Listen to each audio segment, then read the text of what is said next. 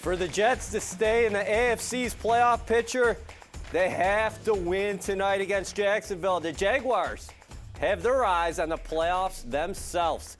The nation will watch these two teams battle here at MetLife Stadium on the eve of a holiday weekend. Welcome into Pregame Central, presented by Bud Light. Eric Allen and Quincy Enunwa here in the studio.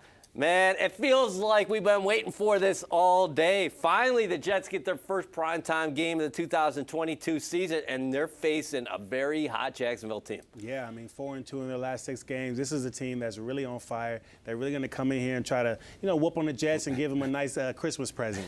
Oh, yeah, but the Jets got some presents in store, hopefully, for Trevor Lawrence. Fans, here is your chance to participate in Pregame Central.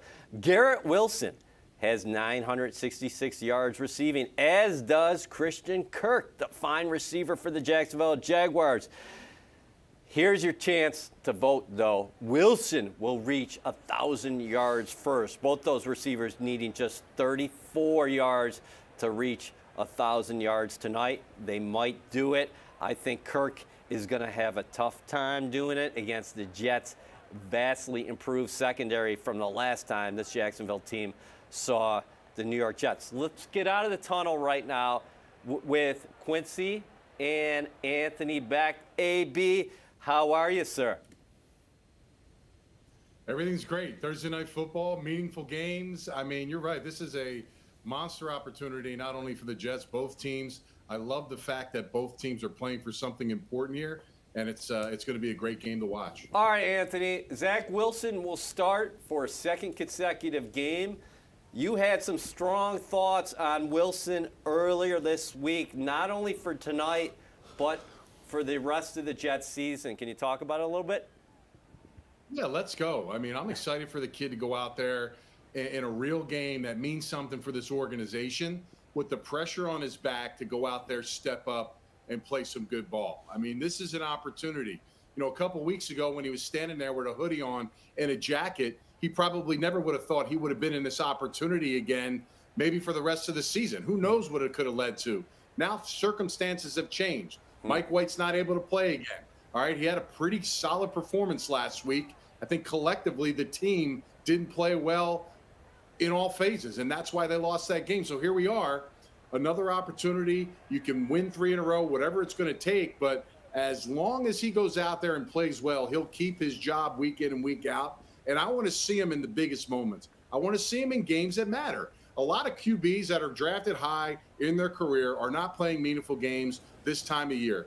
Both of these guys came out together. They're both playing games. Hey, we may not want to compare them, but at the end of the day, both of these players are being looked at as potential long-term answers for their organizations. And tonight's a game that matters in their resume. Hey, Quincy, there's your former quarterback out there, Ryan Fitzpatrick, the beard at MetLife Stadium tonight. In fact, we're going to have old Fitzy on the show in a couple moments. He's talking to Joe Flacco and Zach Wilson right now.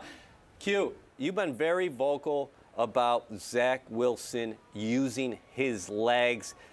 Did you like what you saw last week, and how can the Jets do some more of that here against Jacksonville? Yeah, I mean, I'm glad you brought that up because, in the beginning of the week, I was a little bit like, I feel like they're not doing it enough. So I had to rewatch the film. And I feel like they actually are trying to implement it into the playbook. If you look at the difference between Mike White's playbook and Zach Wilson's playbook, there's a lot more of him getting on the move.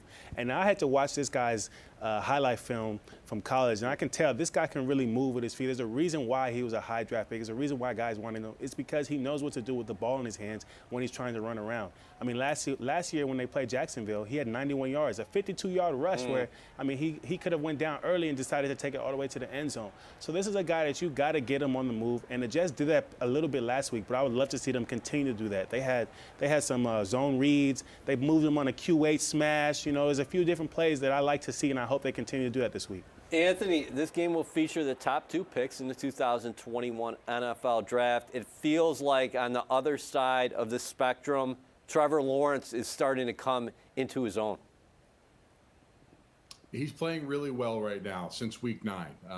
Statistically, probably the best quarterback out there.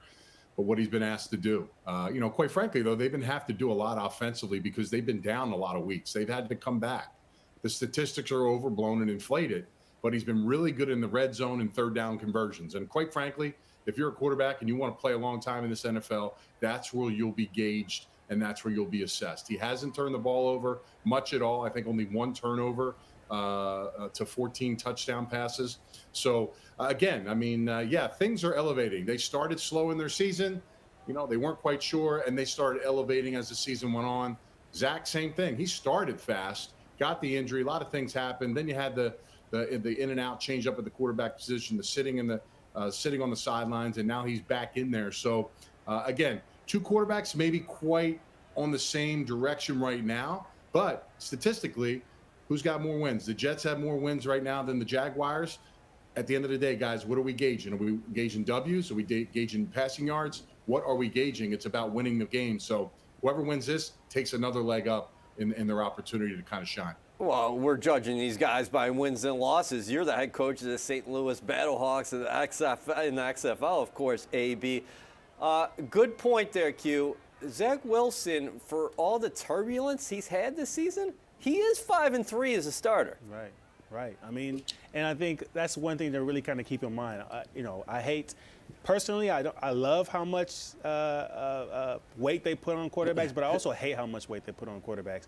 In this situation, though, I think this is something that you really got to kind of take credence to, because there's a reason why they were 5-2, 5-3 with him at the helm. And it wasn't just because they were trying to protect him from doing certain things. It was because he really was leading the offense in his own way. So I think hopefully they can kind of take that into account this week and make sure that they're doing what it needs to be done so that he can help them win this game. AB, listen, Wilson, second-year passer, he throws for 317 yards last week.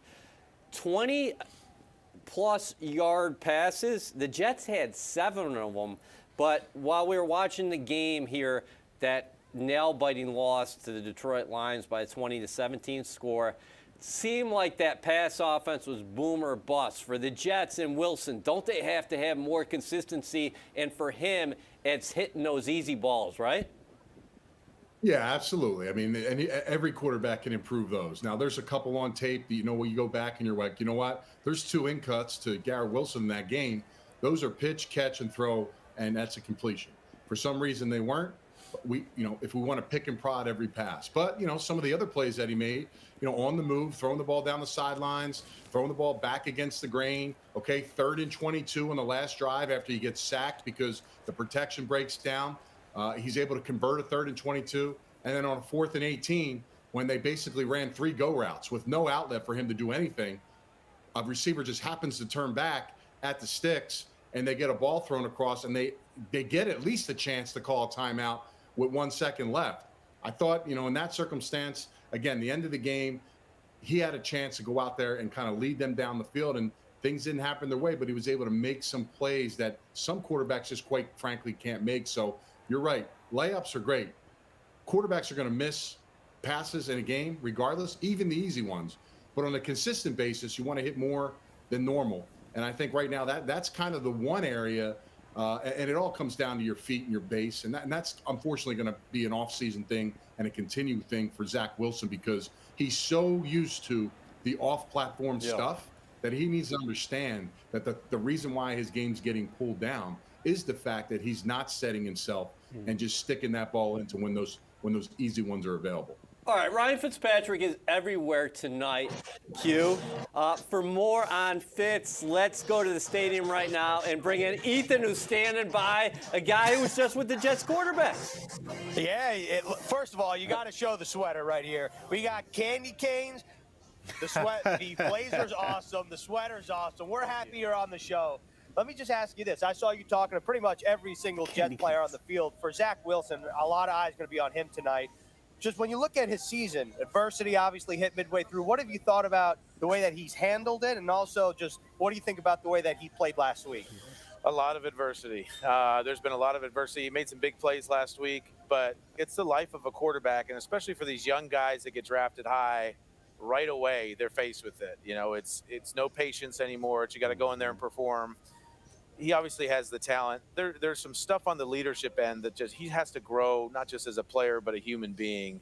And the guys got to rally around him and want to rally around him. You can't fake that part of it. So that's what I'm looking at tonight, some of that interaction on the field.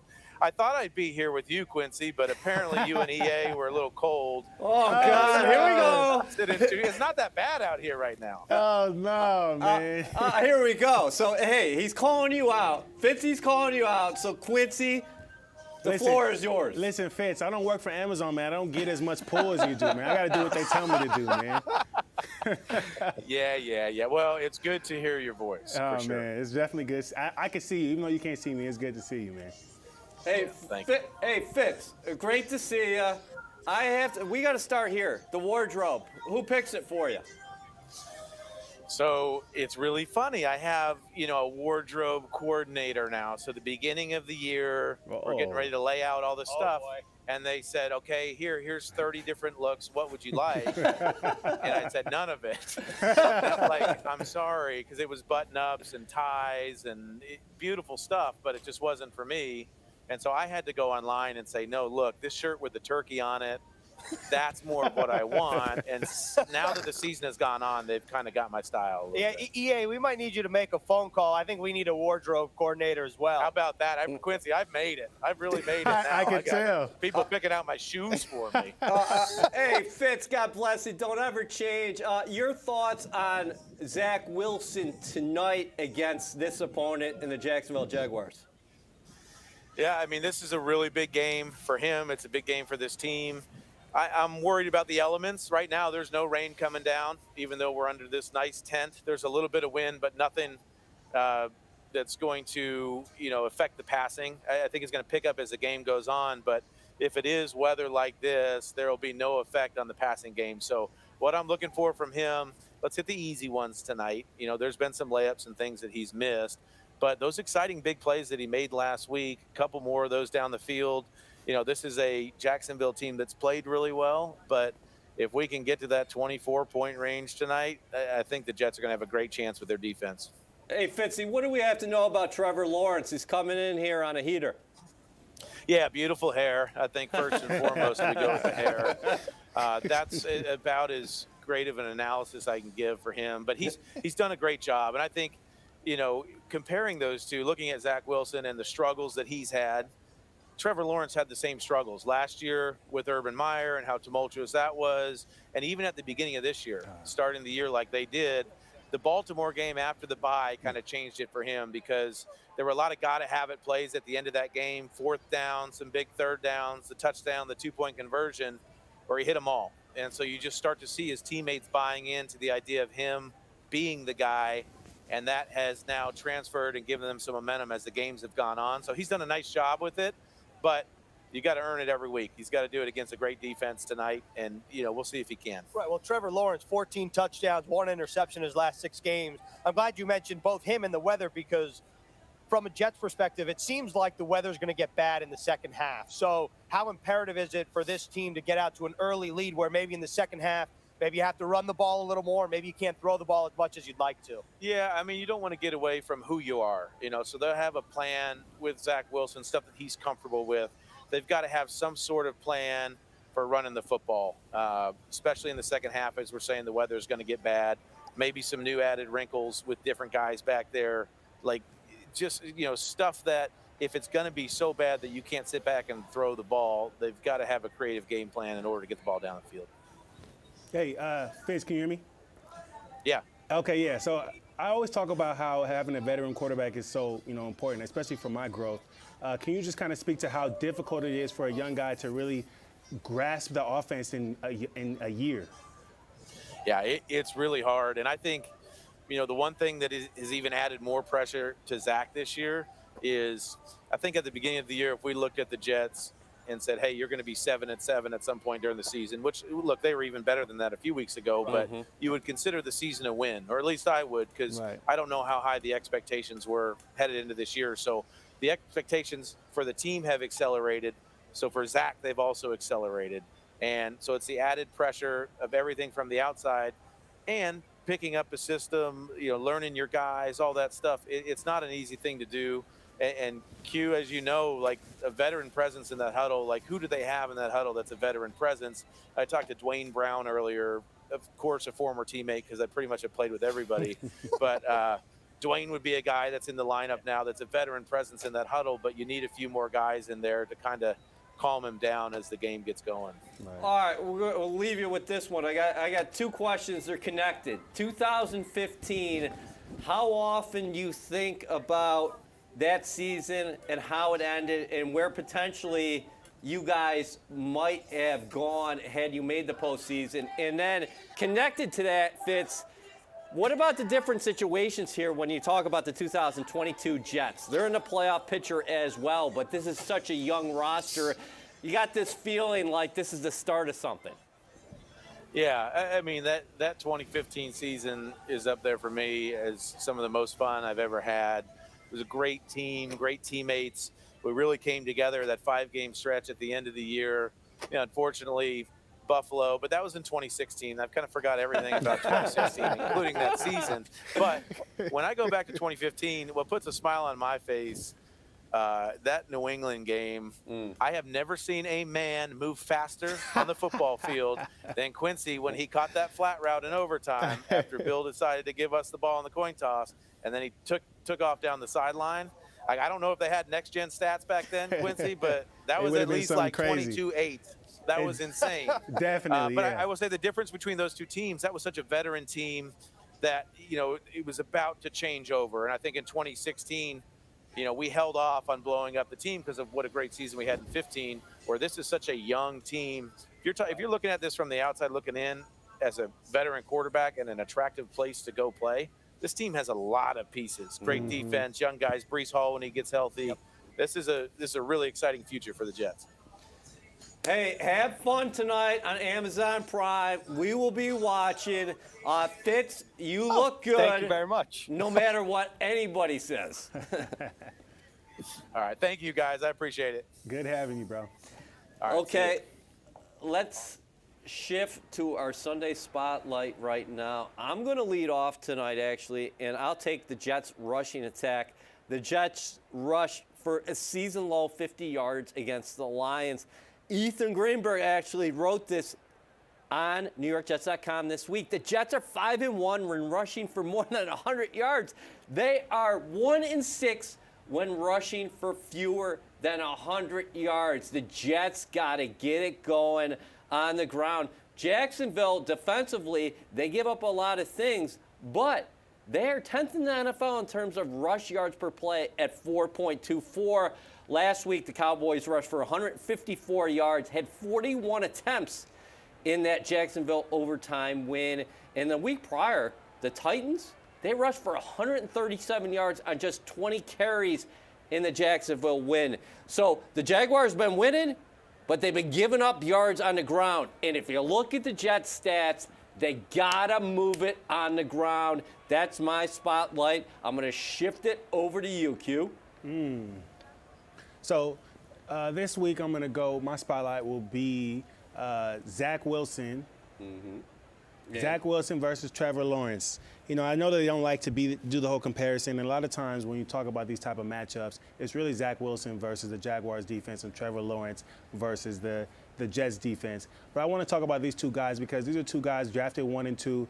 They're talented players, and each one of them had shaky first years, right? Like, if you look at both of their years, it was not exactly where they wanted it to be, and there's been a much better improvement for Trevor Lawrence. And Zach Wilson has even seen some improvement in terms of wins on his roster, on his resume. Yeah. Thank you. And so, you know, I want to see how they do today. You know, these two guys are going to be playing against completely different defenses. Trevor Lawrence is playing a tough defense, and Zach Wilson is going against a defense that he may be able to perform a lot better and do some great things. So I'm hoping that they can do some good things this week. Yeah, as we're watching Zach Wilson warm up, Trevor Lawrence has 300-plus pass yards and 3+ touchdowns in 3 of his last 4 games. Conversely, you're talking about Zach Wilson. He won the first head-to-head matchup against Trevor Lawrence last year. That was a 26-21 ball game. And as Quincy articulated earlier, Zach Wilson had a career-high 91 rush yards and a touchdown against the Jags in 2021. Let's get Anthony Beck's game day, Sunday spotlight. Yeah, it's going to be Jeff Ulbrich, the defensive coordinator, versus Doug Peterson, the offensive coordinator for the Jags, the head coach as well. This Jags offense has really excelled. It's that West Coast system splashed with some wrinkles. The thing that makes it difficult when you go back and watch the Cowboys, who play a lot of man-to-man defense, is you saw a lot of crossing routes, rub routes, wheel routes, things that really gave the Dallas Cowboys problems in the football game as the Jags began their comeback to win that football game. Trevor Lawrence has done a nice job. He's got a strong arm like Zach. He puts the ball in a very catchable position, and he's got a plethora of weapons. Zay Jones, Kirk, the running backs. There's a lot of different ways, and Doug Peterson knows how to use all of his players. So with that being said, let's see how this top 5 defense does. I think it's going to be a problem for the Jags. I don't think it's going to be as much a success as they've seen the last couple weeks. And I think Jeff Ulbrich has got those toys now he can play with. And these guys have stepped up and answered the call. Quinnen obviously coming back is huge. It's monstrous. I mean, it's a problem for a guy that wants to throw from the pocket. But this is going to be an excellent matchup. I'm excited to see how this defense fares versus a very hot and trendy offense of the Jags. It's time for our game day storylines presented by Bud Light. Let's go back to the stadium right now. And Ethan Greenberg is joined by Caroline Hendershot. What is the forecast for tonight? Because you all look great. Looks like you got it covered. Are you guys inside a dome? We have a little tent going on here. Yeah, Fitz outed us, by the way. He was just like, oh, yeah, we're under a tent. He's not supposed to say that. You would have never known. You would have thought we were just braving the elements. But no, the rain actually isn't too bad right now. It's a light drizzle, but it's actually really cold. You can see the breath coming, like the steam coming off my breath right now. It feels like the real feel is around 39, I just checked. But the big thing to monitor, second half, the rain's supposed to pick up an astronomical amount. So it's going to be a big factor in today's game. But both these teams have played in rain games, right, Ethan? Yeah, that's right. The Jets most recently played the Chicago Bears here at MetLife Stadium in what I would consider a rain game with air quotes. Like, it was raining. It wasn't pouring, okay? And the Jets won that game 31-10. Now, conversely, early this season, the Jaguars played in Philadelphia in a heavy rain game. Trevor Lawrence threw an interception. The Jaguars had 5 fumbles. They lost 4 of those. So that's definitely something to keep in mind. And offensive coordinator Press Taylor and Trevor Lawrence both talked about it throughout the week. Like, there's only so much you can do to prepare for a rain game. You can do the wet ball drill, and you can try to prepare for the elements. But once you're in the situation, it's different. The main theme, though, for the Jaguars is limiting the takeaways. Before we get into takeaways, I do want to add 2 things. One, I don't know what Bears game Ethan was at because I was on the sidelines and it was absolutely pouring. Two, the one thing I want you guys to monitor today throughout the game are the wind gusts, supposed to hit up to 42 miles per hour. So that's going to come in a whole different types of factors. But you were mentioning takeaways. Let's talk about Jets defense and those takeaways. Well, the Jets defense got off to a blistering hot start in the beginning of the year. Weeks 1 through 9, they had 14. That tied for 6th most in the NFL. But then since the bye week, which was week 10, so weeks 11 through 15, the green and white have only had 1 defensive takeaway. That's the fewest in the NFL in that span. It came from C.J. Mosley in this side of the field against the Bears in the not-so-rainy game, or very rainy game, depending who you ask. 1 in the press box, 1 on the field. I think she's a little more trustworthy in that scenario. But the Jets need to turn the ball over, and Robert Saleh had a great analogy, courtesy of Jim Harbaugh. He said, yes, they come in bunches, but it's almost like an olive jar. When you tip it upside down, they're stuck. But the second you take one out, in this case, 1 takeaway, they all start coming out. And so the Jets, of course, looking to take the football away today. And Sauce Gardner added earlier this week, I just want to add this one note, that he doesn't know why the takeaways have lessened by this much, because he thinks on the defense, the communication has gotten really good. They all love playing with each other, but he stressed that the takeaways are the really important thing they need to get after. I think somebody followed up that line about olives and asked about martinis, but I guess we can get to that later during the holiday weekend. A couple things here. Garrett Wilson and Christian Kirk, they're both eyeing 1,000 yards on the season. What do you think about the matchup? And also, Give us an update on the injuries. I know the Jaguars are looking behind, are working out behind you, but how about Quinnen Williams? Have you seen any sight of him? Because Jets Nation crossing their fingers that he'll be out there tonight. I'll give you a quick one on Garrett Wilson and Christian Kirk. Garrett Wilson's 34 yards away from 1,000 yards, and that would be the first time a Jets rookie has reached that in franchise history. So that's a big number to monitor. But Christian Kirk is 34 yards away as well, Ethan. And I'm not going to forget about the Quinnen Williams question. I'm going to answer the Christian Kirk one first. So you would imagine that Christian Kirk has the more difficult assignment here, considering Pro Bowl cornerback Sauce Gardner and Pro Bowl alternate DJ Reed. By the way, big snub for the Jets, because if you ask any player on this team, they all think DJ Reed is worthy of a Pro Bowl starting spot. He's listed as an alternate. And so for Sauce Gardner and DJ Reed going up against Christian Kirk, they've gone against good talent all year. And you think about where Reed and Gardner rank in Pro Football Focus, they're top 10 in a number of categories. Coverage grade, Gardner's number 1 in the NFL. As a rookie, DJ Reed, like number 4 as well. So then you talk about the duo top 10 in receptions allowed, yards allowed. You would imagine Christian Kirk has the more difficult assignment than Garrett Wilson going up against the Jaguar secondary that, as a defense, overall ranks 27th in the NFL. But in terms of Quinnen Williams, I have not seen him on the field, especially being on this side where the Jags warm up. But what a big boost that would be for the Jets. And I'm going to get into this a little later, so I don't want to spill the tea too much, but the Jaguars are banged up on the offensive line. Cam Robinson lost for the season earlier this week, so that's something to monitor. And also the number 1 overall pick, Trayvon Walker, will not play in tonight's game, and obviously he's a big factor for the Jaguars defensive front. Same with former New York Jet Foley Fatukasi, EA. Great job by you both. We will be checking in with you momentarily. But from game day storylines presented by Bud Light, let's get to a little game night story time. Here's Quinnen Williams. Yo, it's Quinnen Williams, and this is Story Time with the New York Jets. And today, we're going to be reading Little Blue Truck's Christmas. Beat, December's here. Little Blue Truck is full of cheer. Little Blue Truck need a Christmas tree. Beat, this one's for me. He kept the best one for himself. He got all the lights and stuff. Let me see. That's the best one for himself. You're watching Pregame Central, presented by Bud Light. Eric Allen and Quincy Enunwa here inside the studio. It is the Jets and the Jaguars. We are closing in on kickoff. A must-win for the green and white tonight. They are 7-7. Jacksonville, conversely, 6-8. Both teams right there in the playoff mix. I want to get your thoughts just as far as playing in prime time from a player's perspective, especially Jets have a young roster. A lot of those guys, they may have played in prime time, but back in college. Right. Well, I'll say for myself, it was probably the most fun experience that you can have. Yeah. Hands down. I mean, I honestly preferred playing primetime away. I think when we played primetime against the Browns, that was such a fun game because there's so much energy involved in it.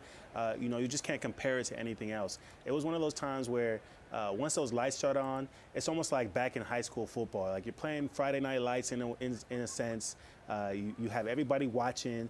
You're the only show in town. Nobody else is paying attention to anything else but you, and you got to perform. And if you're a performer, if you're really playing at this level the way you're supposed to be, you're going to enjoy this. We just saw Quinnen Williams out there stretching.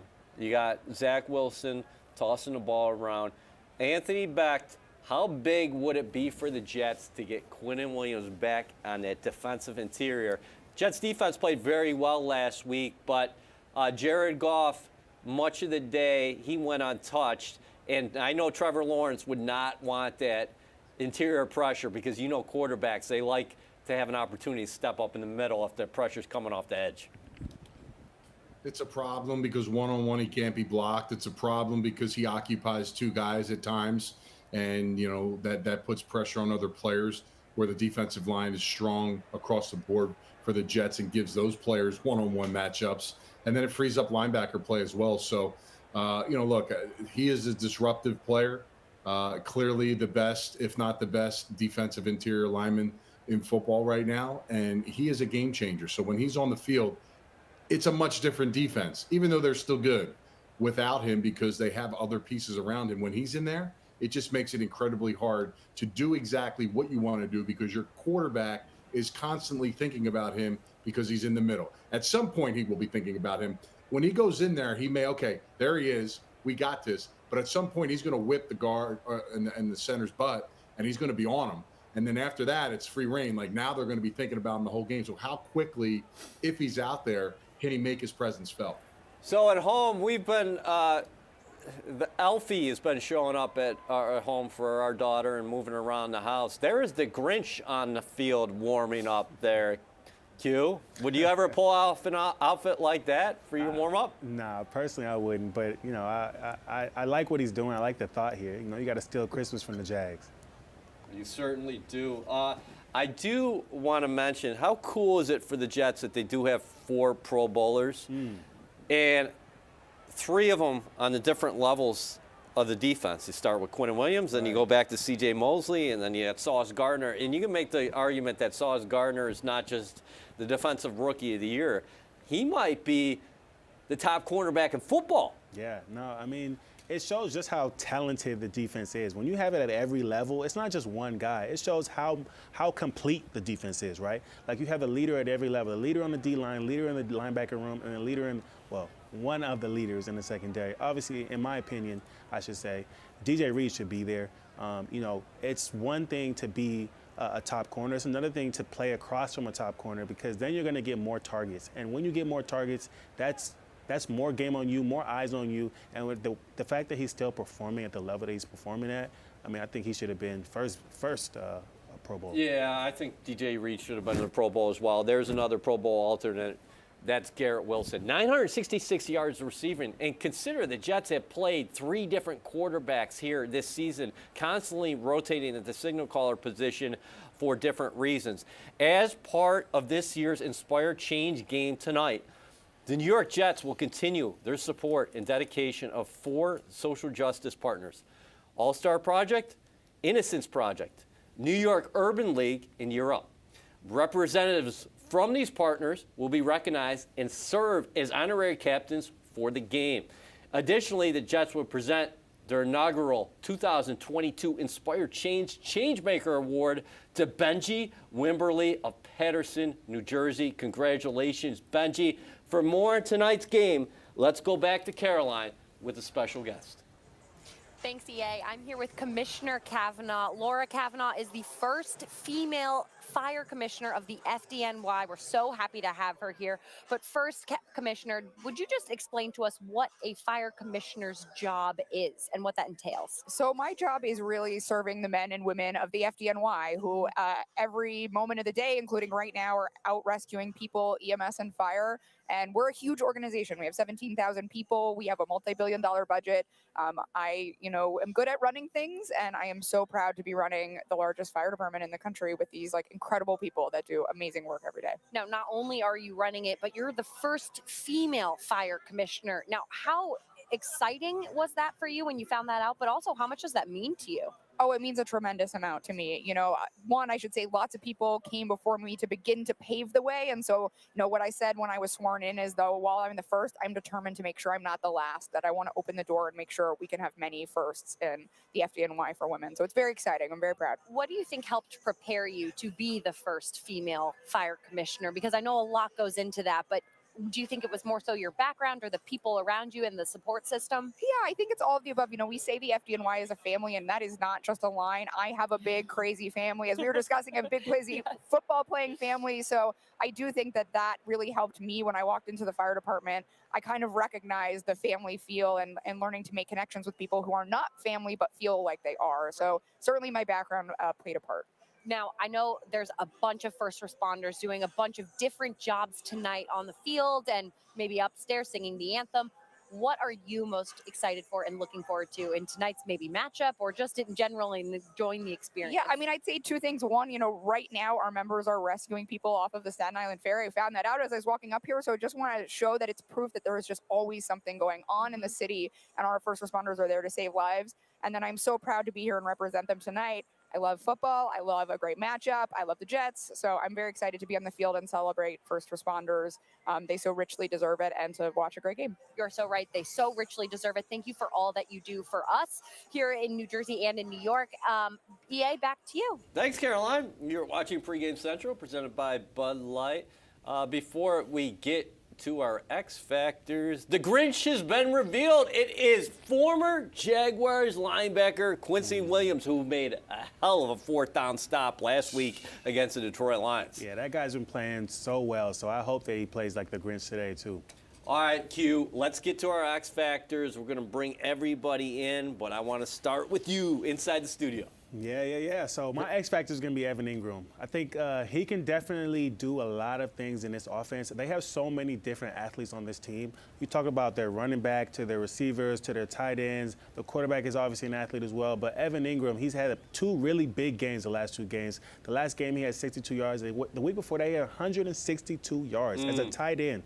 That they use him more as a big slot. So he's a guy that they can put all over the place. He can do different things. They can hand off the ball to him. They can run bubbles to him. They can move him around the field. So that's a guy that you got to really keep your eye on if they're going to continue to use him the way they've been using him recently. That's a very good selection. Anthony, how about you?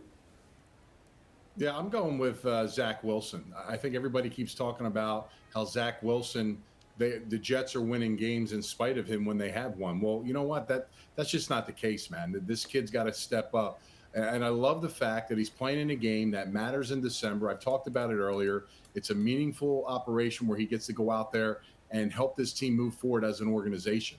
And the pressure is on him. And I want the pressure to be on him. I want the pressure to be on the guys that have to play quarterback in New York City, because that's ultimately how you find out if your guy's ready to take on the punches for a long-standing career. So, hey, he's been talking it right. He's been saying it right. He got to sit back, watch some things happen. He's got the limelight in front of him, in front of the number one pick, the same year as him in the draft. This is a chance for him to step up and play good ball. It's not about stats. It's about the key stats. Don't turn the ball over. Hit the guys when they're available. Lead your team down in scoring opportunities and be good in the red zone. If he does that today, he'll be suiting up next week to play another game. Caroline, AB's going with Zach Wilson. I'll tell you what, Wilson's getting back at key weapon this week. That's correct. Corey Davis back in the lineup. Now, he's my X factor, obviously, but he is just so impactful when he's on the field. He has 2 receiving touchdowns that have come in such crucial moments in the fourth quarter. And he ranks 3rd in the NFL in yards per catch average, which just shows his explosive plays matter. And they come at the crucial points in the fourth quarter or just on those fourth downs when the team really needs it. So he's getting him back, and I can't wait to see what he's able to do with him. I think that's a money selection. I'll tell you what, the Jets missed him not just in the passing game, but as far as what he brings to the table as a blocker in the run game. He's one of the best wide receivers who block in the National Football League. Big guy on the outside, he gets after it. How about you, Ethan? I'm going on the defensive side of the ball. I'm going to go with Carl Lawson. He has 6 sacks this year, and lining up against Jaguars left tackle Walker Little now, because Cam Robinson, like I mentioned earlier, done for the season with a knee injury. So Walker Little's a 2nd-round pick in 2021, making his 4th career start, his first start of the season. He got some action last week, some 15 snaps at left tackle, 15 snaps at right tackle when Jawan Taylor got hurt. So for me, if the Jets want to have a chance and they want to create pressure, they want to wreak havoc up front, you got to start with Carl Lawson. Ethan, I'm going with Travis Etienne, the dynamic running back for Jacksonville. He's averaging 5 yards a carry. I know he's got his eyes on 1,000 yards this season. He's got 917 yards on the ground. He's also a threat out of the backfield as an outlet for Trevor Lawrence. 27 catches so far this season. Against Dallas, he had 19 carries and 103 yards on the ground and a pair of receptions for 24 yards. The Jets have to contain Etienne, who is a speedster. He's explosive, but he's not afraid of contact either. I'm really looking forward to that matchup. Okay, sometimes late in the year, you are playing for pride. And I kind of think we all are. In All In or Not Today. Quincy Enunwa, 11-3. Anthony Beck might be You got ready to take a chance. victory lap, but if you're second, you're last. That's what I say. And he can join us all in last place. Does anybody have any initial thoughts before we get to tonight's primetime selections? Uh-oh. Go ahead. I do. Mathematically, to me, I still have a chance here with that half on the outside of my 8 with 3 games remaining and a complete meltdown by our leader. I'm just saying, I'm not out of it. It's not over till it's over. Oh, he has hope. He has hope. Quincy all year just been steady, and he's 11-3. Unbelievable. All right, Ethan, we're going to start with you tonight. Okay. C.J. Mosley will have more tackles than Okun for Jacksonville, who's got 1 billion tackles so far this season. Look, I love C.J. Mosley, but I'm going not today on this one. Foye Oluokun leads the NFL in tackles. Not only that, he has at least 14 tackles in 4 consecutive games. So just by law of averages, someone may be like, oh, well, you know, maybe someone's due to have a little more than the other. But I'm rolling with Foye Oluokun because he's the Jaguars' leading tackler. He's a tackling machine. And C.J. Mosley hasn't, or last week didn't hit double digits. So considering Foye Oluokun did, C.J. Mosley did not. I'm going not today on that one. Oluokun, Ethan takes. Okay, interesting as we start here. Caroline, Sauce Gardner will have 1 PD at least tonight. Listen, he wasn't targeted last week. Yeah, I know he wasn't targeted, but you can't avoid him forever. I'm just convinced on that. Like, that's just not the way that it's possible to survive in the NFL. Oh, we know where this is going. He leads the NFL with 16 PDs. He's just such a dominant player. I'm obviously going all in. All right, I love it. And she's so positive. No matter what happens the week before, Caroline brings the energy. We appreciate it. Let me add, the losing and being in last place is killing me inside as a competitive person. I'm just trying to put on a really brave face because this year was not my best, but next year I'm going to come back really strong. Okay. Just let the record show. Yeah, we'll There's put you still a on. couple more games, Caroline. I can't come back from this. There's still a couple Not games. like AB. You can end on a high note. Yeah, I can, but I can't come back from this. We will put you on a great off-season training regimen, no doubt about that, to prepare so for much. year 2. Thank you. Yeah, well, maybe you'll take some lessons from Quincy in the offseason. We all. Okay, let's go to Anthony now. We talked early in the show about the Jets having 1 takeaway in their last 5 games. Here's your all-in or not today. The Jets will win the turnover differential battle against Jacksonville. They have to. I mean, if they don't, then, they're not going to win this game. And ultimately, guys, when you play football in December, the team that does will win. So if the Jets want to win this game, they'll win the turnover battle. So I'm all in today on this one because that will be the difference in the football game between these 2 teams. All right, Q, you're up here. And are we going to put that on the screen? You got to put that on the screen for me. 100. The Jets will rush for 110 yards at least against the Jacksonville defense. Has been giving up some yards in the ground, but we talked about it before. The Jets only 50 yards against Detroit. Yeah, I mean, you mentioned in the top of the show that the Jets need to be able to run the ball, and that's been my thing for the whole year is that if they don't have a good running offense, there's no way for them to continue to perform the way they're performing and win the game. You can't have this explosive pass game with no running game. It's just not sustainable. So I'm going all in on this. I want them to do it because I want them to do it and win. There's Ty Johnson warming up, so maybe he'll be part of that rush attack. Zonovan Bam Knight was limited last week by Detroit, who sold out against the run, but different defense tonight. My all-in or not today, the Jaguars will score 24-plus points. I'm going to say not today, not in this rain, not against this defense. Caroline said it before. You're looking at Trevor Lawrence right now. He's got a tank top on. This isn't Florida, though. It's going to be 40-plus mile-per-hour winds in the second half. This is going to be a low-scoring, tight game. I just don't see Jacksonville picking up 24 points against this defense. Key number here, The Jaguars are 6-1 when scoring 24-plus points in 2022.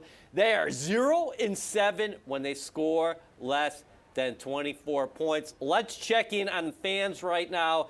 Garrett Wilson will reach 1,000 yards faster than Christian Kirk. They vote overwhelmingly yes, about an 85 to 15%. Final thoughts from you, Anthony, before we get to the inactives.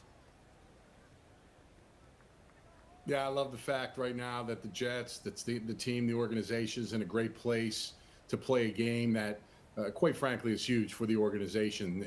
And Fitzy said it well early on. If anybody at the beginning of the season said, hey, at this point, if you were 7-7, would you embrace that? Yes, but the key caveat is there's more to play. There's more opportunity here for this team. And, you know, C.J. Mosley wants that chip back. He wants to get back into the playoffs. There's guys on this team that have never tasted that, a lot of young players. So, again, everything's on notice. It's going to be starting with this guy, obviously, at the quarterback position.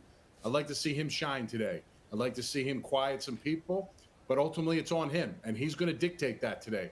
That's his bottom line, because he is the story, regardless, win, lose, or draw. It's going to be about how the quarterback plays today, and he's got a great shot to go against a kid that he's already beat head-to-head, and he's 1-0 against. All right, tonight's game day inactives: Mike White, Jeff Smith, James Robinson, Jeremy Ruckert, Denzel Mims, Brandon Eccles, LaMarcus Joyner down for a second consecutive game. And remember, the practice squad call-ups for the Jets: Will Parks and Chris Strevler. We've had an unbelievable show. Enjoy the game. We will be back for Jets overtime following a must-win for the Green and White and the Jacksonville Jaguars.